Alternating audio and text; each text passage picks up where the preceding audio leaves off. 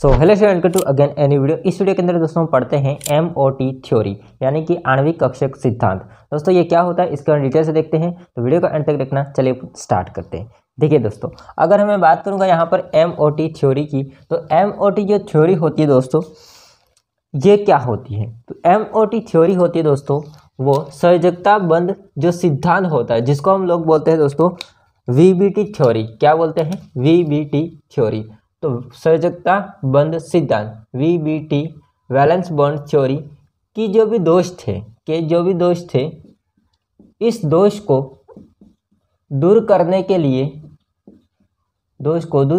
लिए मूलिकन और हुंड नामक वैज्ञानिक ने इसके जो भी दोष थे इसको दूर करने के लिए मूलिकन और हुंड नामक दो वैज्ञानिक आते हैं 1932 में।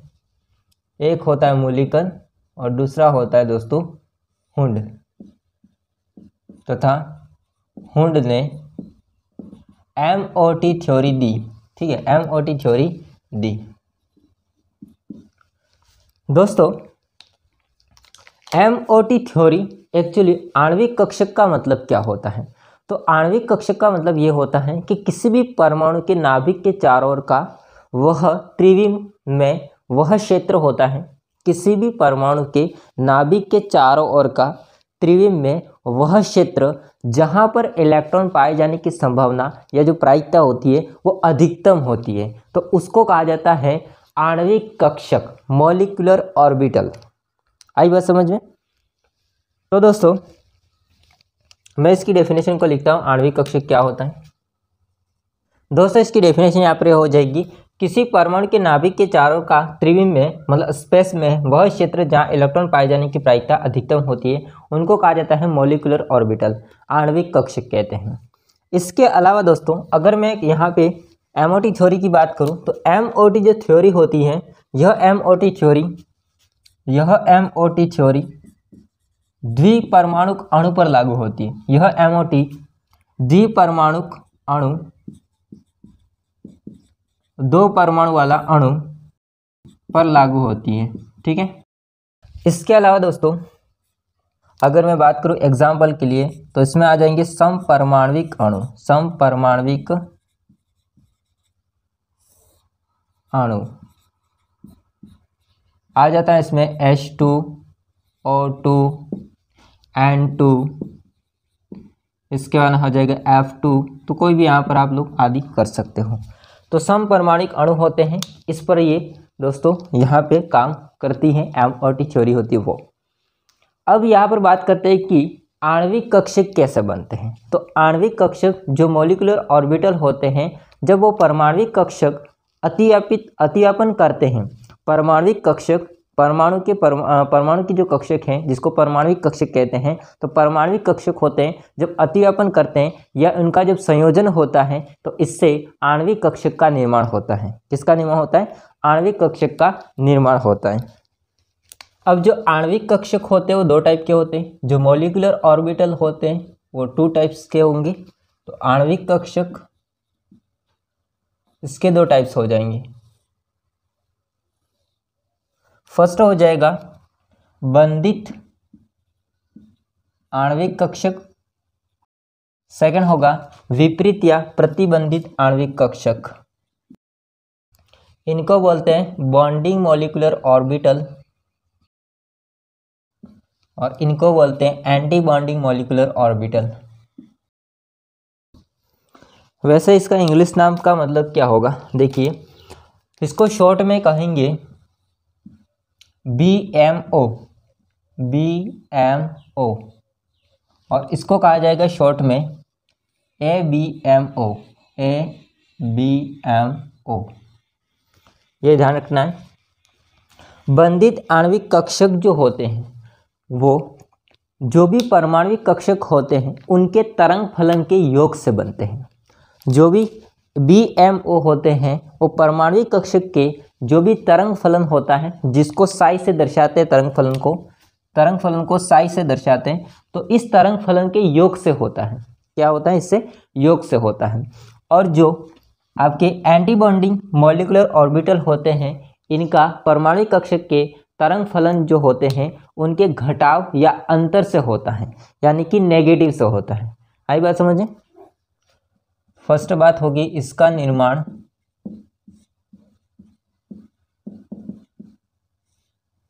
परमाणविक कक्षक के तरंग फलन, जिसको साई से दर्शाते हैं, तरंग फलन के योग से होता है और इसका अंतर या घटाव से होता है निर्माण।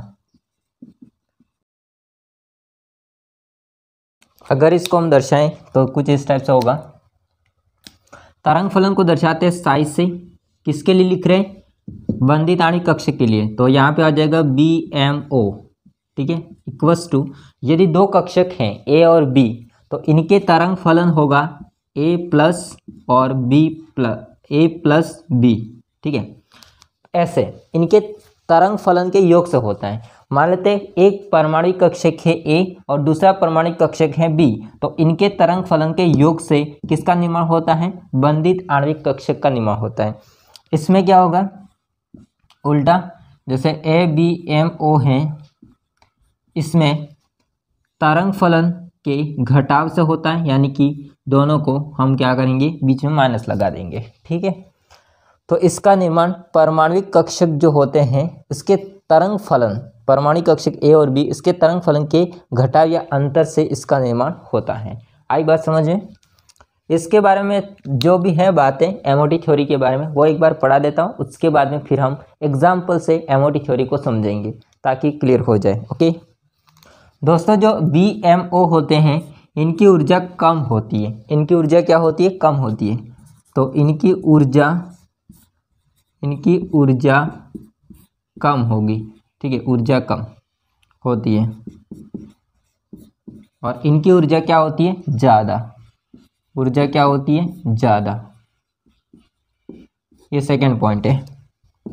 ओके, नेक्स्ट, बंधित आणविक कक्षक की अगर मैं बात करूं तो दोस्तों ये अणु को अस्थायित्व प्रदान करते हैं। ये अणु को स्थायित्व देते हैं, स्थायित्व देता है। ये अणु को स्थायित्व देता है, लेकिन ये दोस्तों अस्थायित्व देता है। क्या देता है दोस्तों, अस्थायित्व देता है, अस्थायित्व देता है। मैं इसको पूरा नहीं लिख रहा हूँ, आप लोग लिख लेना कि ये जो होते हैं कौन, एंटी बॉन्डिंग, ठीक है, वो क्या करते हैं, अणु को अस्थायी प्रदान करते हैं, ठीक है, अस्थायित्वता को प्रदान करते हैं। ओके, इनमें दोस्तों क्या होगा, इनमें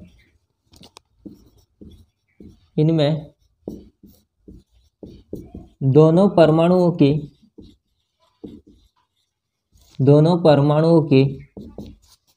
नाभिकों के मध्य, दोनों परमाणुओं के नाभिकों के मध्य इलेक्ट्रॉन घनत्व उच्च होता है। इलेक्ट्रॉन घनत्व उच्च होता है। यहाँ पे क्या होगा, सीधा लिख रहा हूँ मैं, इसमें जो घनत्व होगा वो शून्य होता है। इलेक्ट्रॉन घनत्व क्या होता है, शून्य होता है। जिससे क्या होगा, जिससे दोस्तों प्रतिकर्षण बढ़ जाता है, जिससे प्रतिकर्षण बढ़ जाता है, जिससे नाभिकों के मध्य प्रतिकर्षण बढ़ जाता है, यह प्रतिकर्षण होता है, ठीक है। ये कुछ अंतर थे BMO और ABMO के, बंधित आणविक कक्षक, बॉन्डिंग मॉलिक्यूलर ऑर्बिटल्स और एंटी बॉन्डिंग मॉलिक्यूलर ऑर्बिटल्स। इसका निर्माण तरंग फलन के योग से होता है, इसका निर्माण तरंग फलन के घटाव या अंतर से होता है। इनकी ऊर्जा कम होती है, इनकी ऊर्जा ज़्यादा होती है। इनके अणु को अस्थायित्व प्रदान करते हैं ऊर्जा कम होने के कारण से, और ये अणु को अस्थायित्व बनाता है, अस्थायित्व देता है या अस्थायित्व बनाता है, आप लोग लिख लेना इसको। इसके बाद में इनमें दोनों परमाणु के नाभिकों के मध्य इलेक्ट्रॉन घनत्व उच्च होता है, और इनमें क्या होता है, इलेक्ट्रॉन घनत्व शून्य होता है, जिससे नाभिकों के मध्य प्रतिकर्षण होता है। ओके, स्क्रीनशॉट ले लो दोस्तों। इसके अलावा इसमें और एक अंतर रह जाता है। देखिए BMO जो होता है, इसमें हम लोग इसको सिग्मा तथा पाई से दर्शाते हैं, सिग्मा तथा पाई से दर्शाते हैं। जबकि जो ABMO होता है, ABMO जो होता है, इनको हम दोस्तों सिग्मा स्टार तथा पाई स्टार से दर्शाते हैं, सिग्मा स्टार तथा पाई स्टार से दर्शाते हैं। तो ये कुछ अंतर हो जाते हैं दोनों के बीच में। अब मैं आपको यहाँ पर बताऊँ दोस्तों, इसको कैसे दिखाते हैं, ठीक है। आणविक कक्षक, इसमें बंधित आणविक कक्षक, प्रतिबंधित आणविक कक्षक और परमाणविक कक्षक को कैसे दर्शाते हैं, देखिए दोस्तों। जैसे अगर मैं 1s के लिए देखूं तो ये हो जाएगा आपका 1s कक्षक 1 और ये हो जाएगा 1s कक्षक 1, ओके। अब इससे जुड़े या फिर हम कह सकते हैं आणविक कक्षक का निर्माण होता है इन परमाणविक कक्षकों से, ठीक है। थोड़ा सा मैं इसको सिंपल बना रहा हूँ, बाकी आपके बुक के अंदर स्टाइलिश में बना हुआ होता है, ठीक है। ये 1s कक्षक हो जाएगा, ये 1s कक्षक हो जाएगा। जैसे हम इलेक्ट्रॉनिक कॉन्फ़िगरेशन लिखते हैं ना, आगे मैं समझाऊंगा बहुत आगे। जैसे हाइड्रोजन के लिए हम देखें तो उसका हो जाएगा 1s2, तो जैसे 1 कक्षक हो जाएगा, ठीक है, 1s। तो इसके लिए हमने ये लिखा है, सेम यहाँ पर बात हो रही है। और इनका ऊर्जा का जो क्रम है वो इस तरह से बढ़ता है ऊपर की तरफ, तो इस प्रकार से ऊर्जा का क्रम बढ़ता है। मैं सिंपल ऐसे ही लिख देता हूँ, ठीक है। तो ऊर्जा ऐसे बढ़ती है ऊपर से नीचे की तरफ। इनको कहा जाता है, दो साइड में है, इनको कहा जाता है परमाणविक कक्षक, इनको कहा जाता है परमाणविक कक्षक। दोनों को परमाणविक कक्षक ही कहेंगे, ठीक है। अब ये जो बीच में है इनको कहा जाता है आणविक कक्षक। और आणविक कक्षक दो टाइप के होते हैं, BMO और ABMO।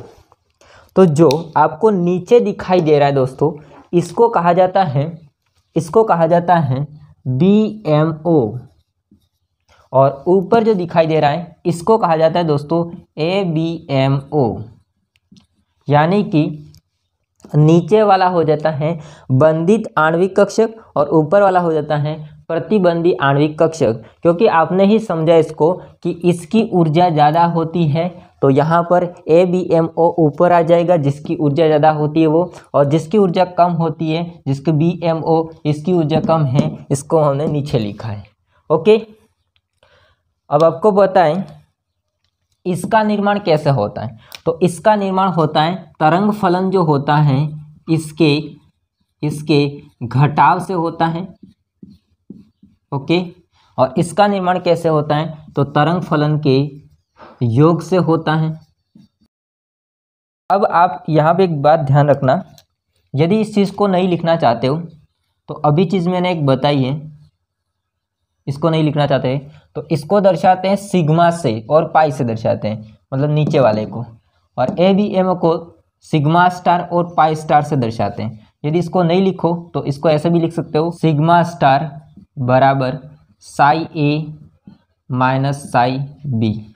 और इसको भी लिख सकते हो सिग्मा बराबर, यहाँ पे सिग्मा बराबर साई A। दोस्तों ये प्लस होता है, गलती हो गई है क्योंकि नीचे वाला BMO है, ठीक है। तो इसके क्या हो जाएगा प्लस, मैंने माइनस कर दिया था, इसके लिए माफ़ी चाहता हूँ। तो देखिए यहाँ तक आपको समझ में आ गया होगा कि जो भी चीज़ मैंने यहाँ पे आपको पढ़ाई है इनको कैसे दर्शाते हैं, वो ऐसे लिखा जाता है इनको, ठीक है। ये होते हैं परमाणविक कक्षक, ये होते हैं आणविक कक्षक। ऊपर वाला होते हैं एंटी बॉन्डिंग मॉलिक्यूलर ऑर्बिटल, नीचे होता है बॉन्डिंग मॉलिक्यूलर ऑर्बिटल्स। अब इनके अंदर इलेक्ट्रॉन कैसे भरेंगे वो चीज़ समझते हैं।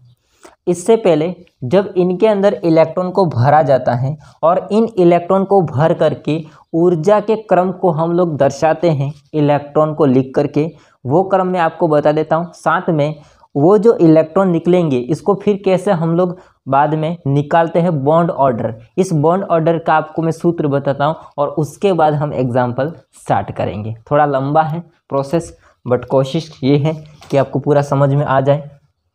स्क्रीनशॉट लेना ले सकते हो।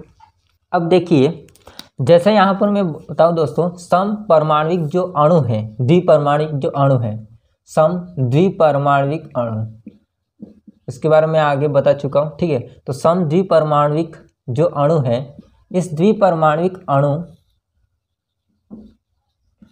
की ऊर्जा का बढ़ता क्रम, देखिए यहाँ पर दो चीज़ें हैं। एक है दोस्तों, फर्स्ट बात, हाइड्रोजन से लगा करके, मतलब H2 अणु से लगा करके, H2 अणु से लगा करके N2 अणु तक, N2 अणु तक आपको यहाँ पर जो बता रहा ऊर्जा का क्रम वो लिखना है। और दूसरा आपको नेक्स्ट N2 से लगा करके, मतलब O2 से लगा करके Ne2 नियोन का अणु बनेगा, वहाँ तक आपको दूसरा क्रम याद रखना है। देखिए इनका हो जाएगा सिग्मा 1s, इससे बड़ा फिर इसकी ज़्यादा ऊर्जा हो जाती है, इससे सिग्मा स्टार 1s की, इससे ज़्यादा ऊर्जा हो जाती है सिग्मा 2s, इससे ज़्यादा ऊर्जा हो जाती है सिग्मा स्टार 2s, फिर आगे हो जाएगा दोस्तों पाई 2px, ओके, बराबर होता है पाई 2py। इनको बराबर क्यों लिखा जाता है इन दोनों कक्षकों को? क्योंकि दोस्तों ये दोनों होते हैं वो समभ्रश कक्षक कहलाते हैं, डीजेनरेट ऑर्बिटल कहलाते हैं, ठीक है। इस कारण से इनको बराबर लिखते हैं। तो ये क्रम हो जाएगा। नेक्स्ट आगे इससे ज़्यादा हो जाता है सिग्मा, थोड़ा ये छोटे आते हैं 2pz, इससे ज़्यादा हो जाएगा नेक्स्ट पाई स्टार 2px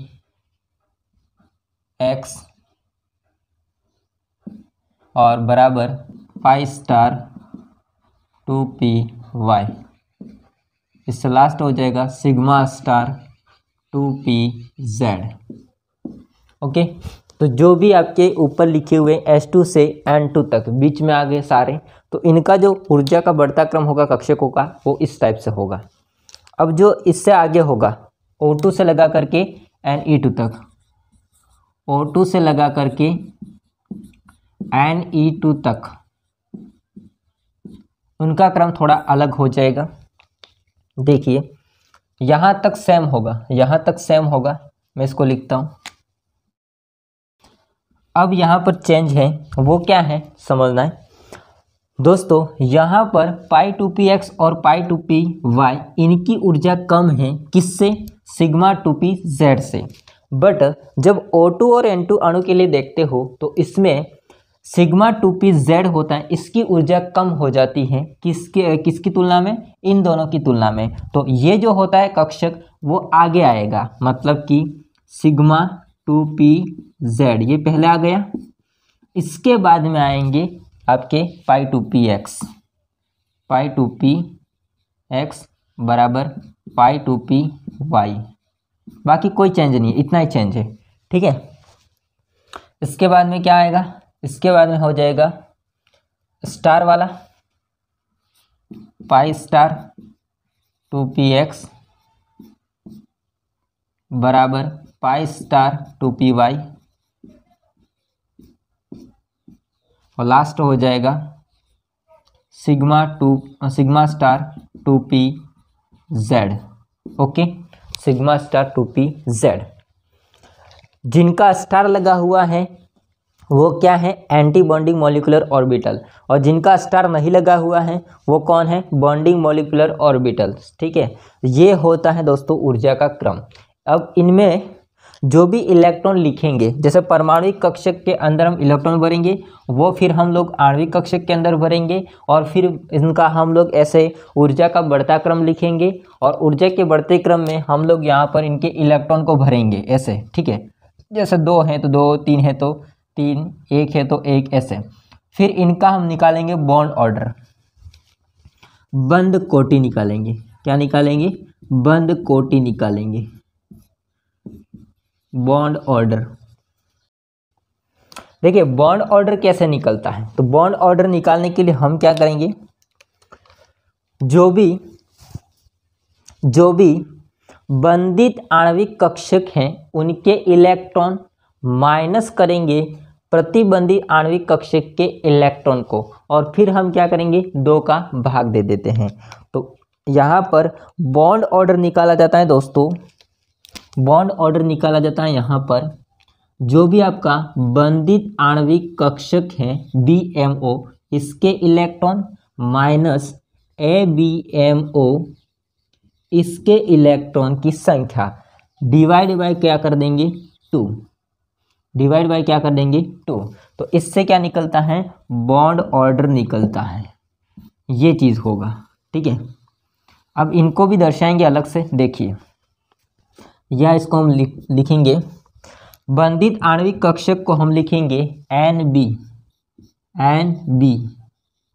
ठीक है, NB, B का मतलब हो जाएगा बंधित आणविक कक्षक, और माइनस कर देंगे Na, A का मतलब होता है एंटी बॉन्डिंग मॉलिक्यूलर ऑर्बिटल, या हम प्रतिबंधित भी कह सकते हैं, डिवाइड बाय 2। बस यही चीज़ आपको ध्यान रखनी है। ठीक है, तो यहाँ पे ये चीज़ होगी। बस ये प्रोसेस था पूरा, मतलब एमओटी थ्योरी का। अब एग्जाम्पल स्टार्ट होते हैं। आई होप को सारा समझ में ये आ गया होगा। ओके, स्क्रीनशॉट ले लो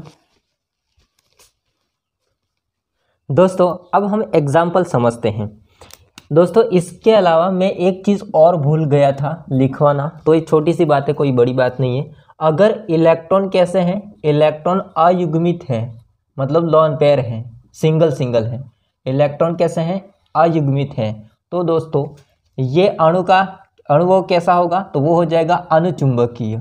कैसा होगा, अनुचुंबकीय। ये भी आगे एग्जाम्पल कराऊंगा, समझ में आ जाएगा। लेकिन अगर इलेक्ट्रॉन युग्मित है, सारे इलेक्ट्रॉन युग्मित है, तो फिर अणु कैसा होगा, प्रतिचुंबकीय होगा। कैसा होगा, प्रतिचुंबकीय होगा। ओके, एग्जाम्पल हम दोस्तों लेते हैं जिसमें आ जाएगा N2। कौन सा आ जाएगा, N2 अणु। अब इस N2 अणु की अगर मैं बात करूं तो N2 अणु में नाइट्रोजन की परमाणु संख्या कितनी है, तो नाइट्रोजन की परमाणु संख्या है 7। इलेक्ट्रॉनिक विन्यास लिखेंगे 1s2, 2s2 और 2p। कितना आ जाएगा, 4 तो हो गए, अभी बाकी बचे 3, तो यहाँ पे आ जाएगा 3। ये इलेक्ट्रॉनिक विन्यास है। अब इसको हम लोग एमओटी थ्योरी के हिसाब से लिखते हैं, परमाणुक कक्षक, आणविक कक्षक।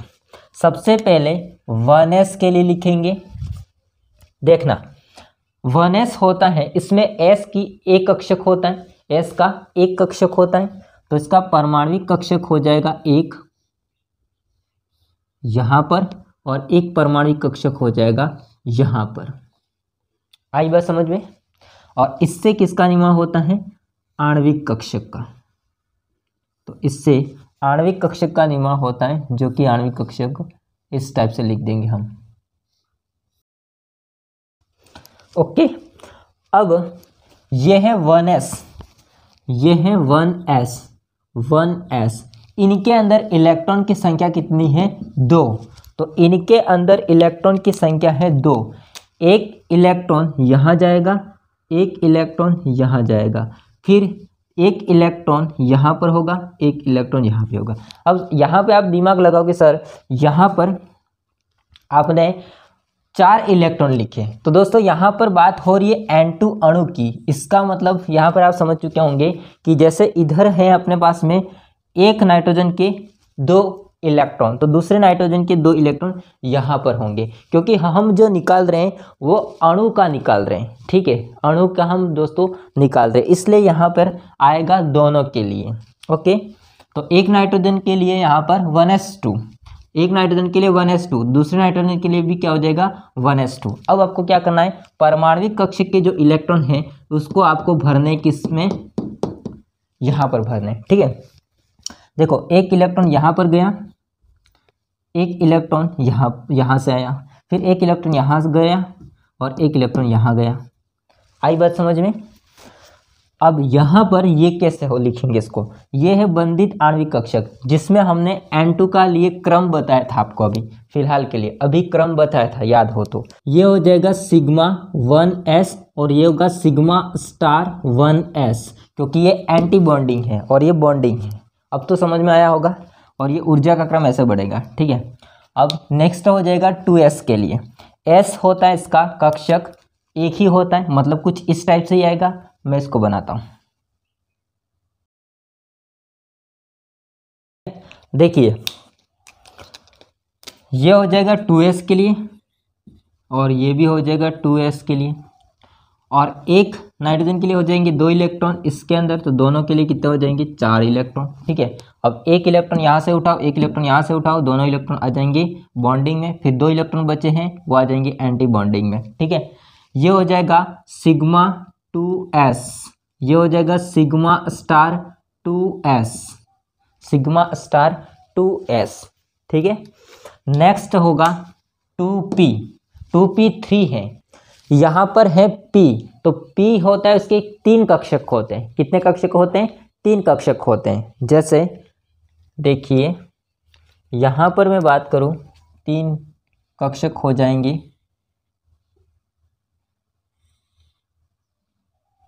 ये 3 कक्षक हो गए। ठीक है, 2p के, वैसे वैसे यहाँ पर दोनों साइड आ जाएंगे, 3 कक्षक इसके आ गए। ओके, अब इनसे क्या बनेगा? नेक्स्ट आपको याद हो तो मैंने आपको पढ़ाया था, जैसे N2 के लिए हम लिखेंगे दोस्तों क्या, तो N2 के लिए दोस्तों हम लिखेंगे,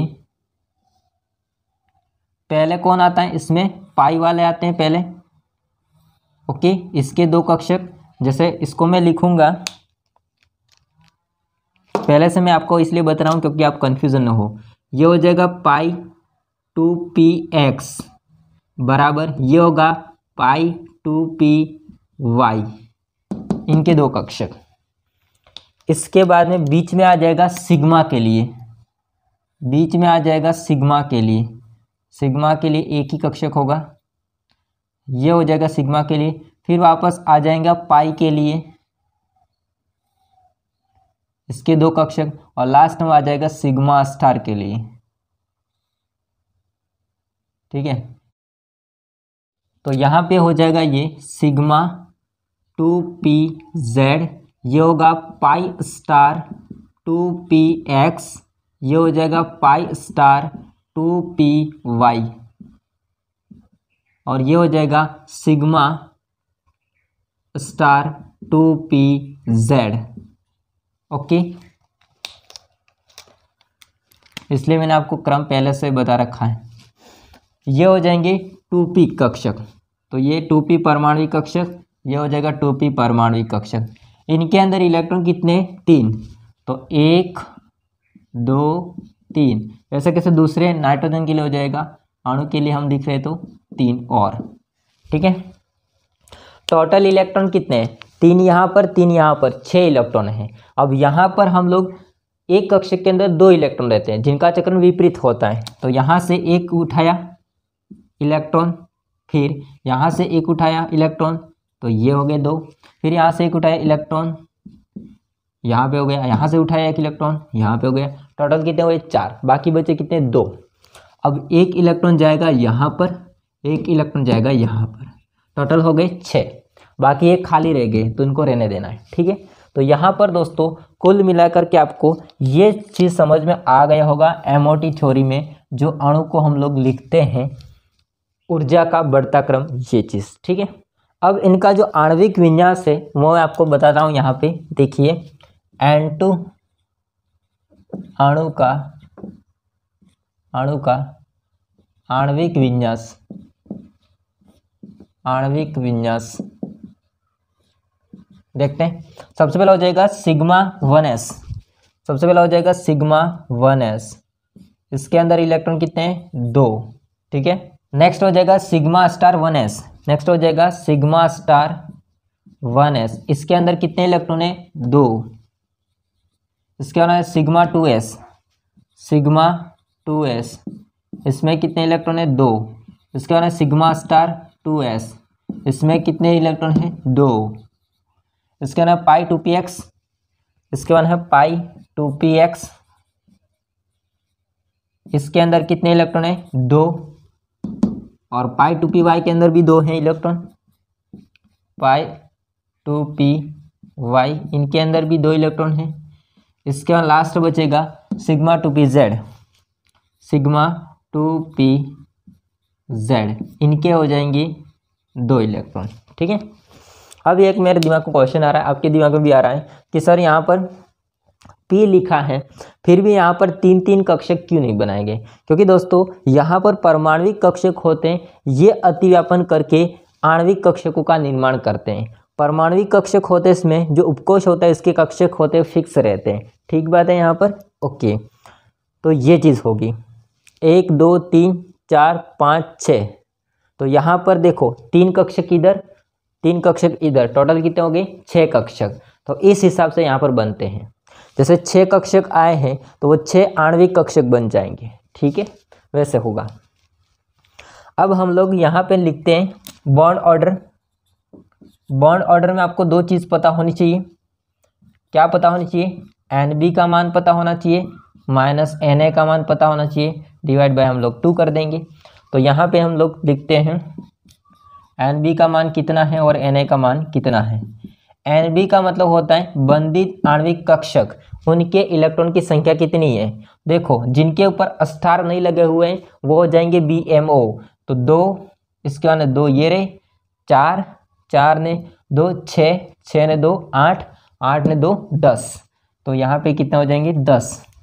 जिनके ऊपर स्टार लगा होगा वो होगा एंटी बॉन्डिंग, Na का मान 2 और 2 4, यहाँ पर हो जाएगा 4। देखो NB का मान 10 माइनस Na का मान 4 डिवाइड बाय 2, इसको करें आगे पुटअप। तो आगे कितना हो जाएगा, यहाँ से हो जाएगा 6 डिवाइड बाय 2। नेक्स्ट हो जाएगा कितना संख्या 3। बॉन्ड ऑर्डर कितना आया 3।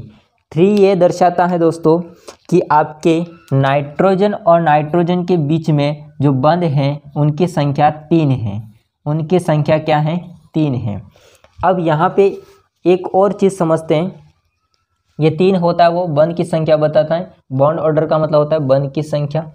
इसके अलावा इसमें क्या अयुग्मित इलेक्ट्रॉन है या युग्मित इलेक्ट्रॉन है ये देखने। देखो अयुग्मित इलेक्ट्रॉन उनको कहा जाता है, जैसे कक्षक है हमारे पास में 1, इसके अंदर 1 इलेक्ट्रॉन है, इनको कहा जाता है अयुग्मित इलेक्ट्रॉन। जैसे कक्षक है हमारे पास में P, तो इनके अंदर 1 इलेक्ट्रॉन है, ऐसे इनको कहा जाता है अयुग्मित इलेक्ट्रॉन।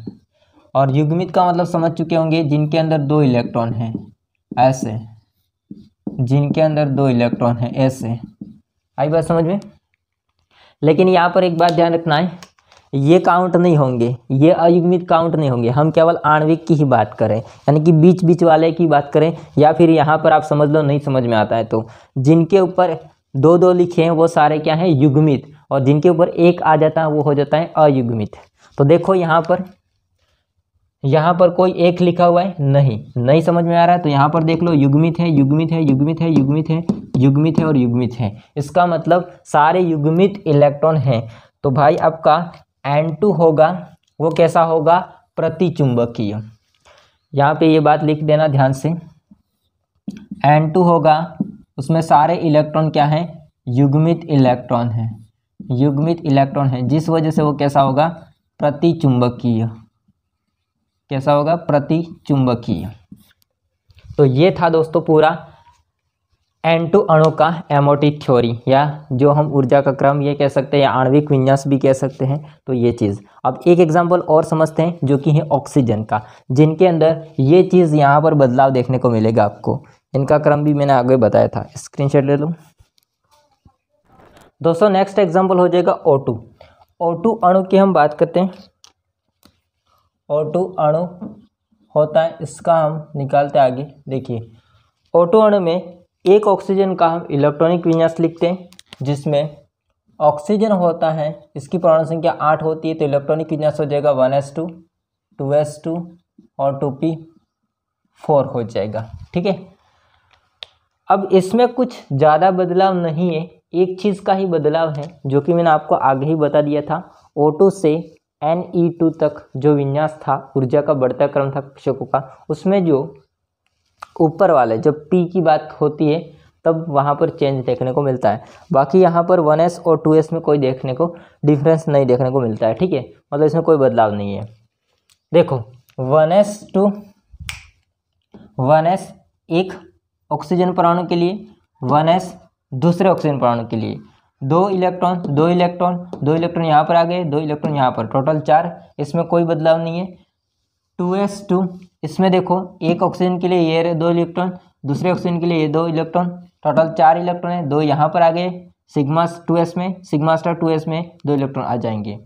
बात रहती है 2p4 में। यहाँ पर 3 इलेक्ट्रॉन हैं और एक और आ गया, 4 हो गए। दूसरे ऑक्सीजन परमाणु के लिए भी 4 हो जाएंगे, ठीक है। देखो 4 हैं इलेक्ट्रॉन तो हमने 4 भर दिए, 4 भर दिए क्योंकि 2 ऑक्सीजन परमाणु के लिए। अब यहाँ पर आपको चेंज देखने को मिल रहा है। इसमें क्या होता है, इसमें सिग्मा वाला जो कक्षक होता है वो दोस्तों पहले आता है क्योंकि इसकी ऊर्जा कम हो जाती है। जो पाई होता है 2 पाई 2px और पाई 2py से कम ऊर्जा हो जाती है, इसलिए वो पहले इलेक्ट्रॉन भर लेता है और बाद में जाते हैं पाई 2px में और पाई 2py में।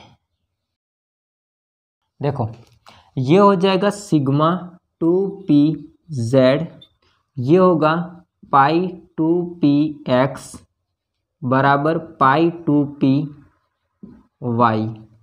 ये हो जाएगा पाई स्टार 2px बराबर पाई स्टार 2py, और ये हो जाएगा सिग्मा स्टार 2pz, ठीक है। यहाँ पर इलेक्ट्रॉन कितने हैं, 1 2 3 4, यहाँ पर कितने हैं, 4, टोटल 8 इलेक्ट्रॉन। इन 8 इलेक्ट्रॉन को हम लोग भरते जाते हैं, 1 2 3 4 5 6 7 और 8। दोस्तों ये चीज़ मैंने आपको समझा दी यहाँ पर किस तरह से इलेक्ट्रॉन भरा जाएगा। बस चेंज आपको क्या देखने को मिला, चेंज बस वही चीज़ देखने को मिली कि ये जो पहले नीचे थे पाई 2px पाई 2py, अब वो ऊपर गए और सिग्मा 2pz होता है नीचे आ गया क्योंकि इसकी ऊर्जा कम हो जाती है O2 अणु में, और आगे भी होंगे O2 से लगा करके Ne2, उनकी ऊर्जा सिग्मा 2pz की कम ही होगी। अब O2 अणु का आणविक विन्यास लिखते हैं, आणविक विन्यास लिखते हैं। देखिए यहाँ पर कोई चेंज नहीं है तो मैंने ऐसे कैसे रहने दिया है, सिग्मा स्टार 2s यहाँ तक 2 इलेक्ट्रॉन है वैसे। इसके बाद में इसका लिखेंगे सिग्मा 2pz, सिग्मा 2pz, इसमें कितने इलेक्ट्रॉन है, 2, ओके। पाई 2px 2 इलेक्ट्रॉन, पाई 2px 2 इलेक्ट्रॉन, पाई 2py 2 इलेक्ट्रॉन, पाई 2py 2 इलेक्ट्रॉन। इसके बाद कौन है, pi star 2px 1 electron, pi star 2py 1 electron, pi star 2px 1 electron बराबर पाई 2p pi star 2py 1 electron. बस इसके अलावा तो बाकी ऊपर खाली है। अब इसमें बॉन्ड ऑर्डर बंद कोटि निकालते हैं, बॉन्ड ऑर्डर निकालते हैं, Nb minus Na divide by 2। Nb का मान कितना है, Na का मान कितना है वो आपको निकालना है यहाँ पे। Nb मतलब जिनके ऊपर स्टार नहीं लगा है, जो बंधित आणविक कक्षक है, मतलब नीचे वाला नीचे वाला नीचे वाले 2, ठीक है, 2 यहाँ पे, एक यहाँ पे, एक यहाँ पे, जिनके ऊपर स्टार नहीं लगे हुए, कितने इलेक्ट्रॉन होंगे, 2 4 6, इसका 8 और 10, टोटल इलेक्ट्रॉन Nb का मान 10 हो जाएगा। और जिनके ऊपर स्टार लगे होंगे उनकी इलेक्ट्रॉन की संख्या कितनी है, 2 4 5 6, तो यहाँ पे हो जाएगा 6।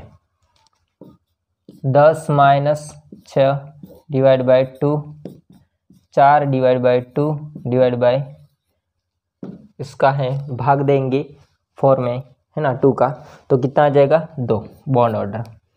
ऑक्सीजन ऑक्सीजन के बीच में डबल बॉन्ड होता है, ये बॉन्ड ऑर्डर दर्शाता है। ठीक है, इसके अलावा क्या इसमें अयुग्मित इलेक्ट्रॉन है? तो इसमें अयुग्मित इलेक्ट्रॉन है, एक तो आपका ये रहा और आपका ये रहा, 2 अयुग्मित इलेक्ट्रॉन हैं। कितने हैं? 2 अयुग्मित इलेक्ट्रॉन हैं। तो 2 अयुग्मित अब इलेक्ट्रॉन है, तो फिर आपका O2 की प्रकृति, O2 अणु होगा, इसकी प्रकृति कैसी होगी? अनुचुंबकीय। कैसी होगी? अनुचुंबकीय। अगर नहीं होते तो प्रतिचुंबकीय आती। तो O2 होता है, इसकी प्रकृति अनुचुंबकीय होती, क्योंकि इसमें अयुग्मित इलेक्ट्रॉन 2 होते इसलिए। ओके, तो कुल मिला के यहाँ पर आपको समझ आ चुका होगा। इसके अलावा कुछ होमवर्क मैं देता हूँ यहाँ पे। देखिए, होमवर्क है आपके लिए, 2 एग्जाम्पल करने हैं आपको। एक तो करना है इसमें आपको F2 का और दूसरा करना है Be2 का। ये 2 एग्जाम्पल हैं, आप लोगों को करने हैं। F2 होगा इसका इस प्रकार से आ जाएगा। Be2 होता है, जब हमने आगे पढ़ा था N2 उसकी तरह आ जाएगा। ठीक है, मतलब कि ऐसा नहीं आएगा, F2 का ऐसा आ जाएगा। आई बात समझे? और इनका निकालना है आपको। फिर अब आगे विन्यास, बॉन्ड ऑर्डर और लास्ट नंबर प्रकृति। ओके, तो दोस्तों कुल मिला के 1 शॉट में मैंने सारा ये कंप्लीट करवा दिया, MOT थ्योरी। अब ये चैप्टर भी फिनिश हो जाता है इस वीडियो के बाद में। अब हम नेक्स्ट पढ़ेंगे organic chemistry. Organic chemistry start करूँगा। तो वीडियो कैसा लगा वो कमेंट करके बताइएगा। वीडियो पसंद आया तो लाइक करना, चैनल को सब्सक्राइब नहीं कर देना। मिलते हैं नेक्स्ट वीडियो में, तब तक जय हिंद, वंदे मातरम।